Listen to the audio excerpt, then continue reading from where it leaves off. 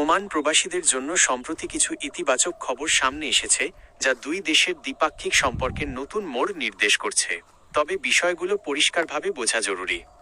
প্রধানমন্ত্রী চিঠি ও সুলতানের বার্তা। 2026 সালের 1 এপ্রিল বাংলাদেশের প্রধানমন্ত্রীর পক্ষ থেকে ওমানের সুলতান হাইথাম বিন তারিককে একটি ব্যক্তিগত চিঠি হস্তান্তর করা হয়েছে। প্রধানমন্ত্রীর পররাষ্ট্র উপদেষ্টা হুমায়ুন কবির ওমানের পররাষ্ট্রমন্ত্রীর কাছে এই চিঠিটি পৌঁছে দেন। চিঠির মূল বিষয়, এটি মূলত একটি সংহতি বার্তা ছিল।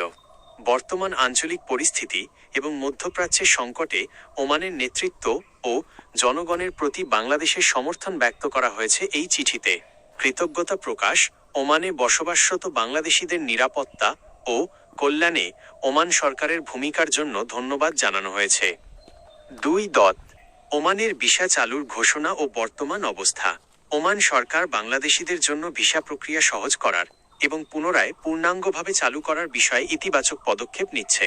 12টি ক্যাটাগরি, ইতোমধ্যেই ফ্যামিলি ভিসা, ভিজিট ভিসা এবং বিশেষ দক্ষ পেশাজীবী সহ মোট 12টি ক্যাটাগরিতে ভিসা পুনরায় চালুর ঘোষণা এসেছিল। কাজের ভিসা, ওয়ার্ক ভিসা, সাধারণ শ্রমিকদের জন্য কাজের ভিসা চালুর বিষয়ে গত জানুয়ারি ও ফেব্রুয়ারি মাসে ওমান সরকারের পক্ষ থেকে আশ্বাস পাওয়া গেছে। সংশ্লিষ্ট কর্তৃপক্ষ জানিয়েছে, আগামী কয়েক মাসের মধ্যে দক্ষ বাংলাদেশি কর্মীদের জন্য শ্রমবাজারটি পুরোপুরি উন্মুক্ত হতে পারে।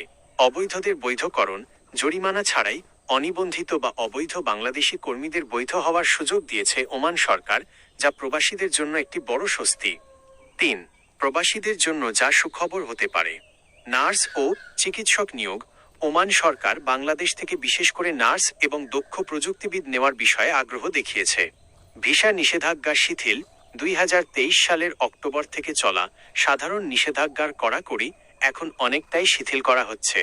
সারকথা, সুলতানকে দেওয়া চিঠিটি মূলত রাজনৈতিক ও কূটনৈতিক সংহতির অংশ, তবে এর ফলে তৈরি হওয়া সৌহার্দ্যপূর্ণ সম্পর্ক ভিসা জটিলতা নিরসনে দ্রুত ভূমিকা রাখছে।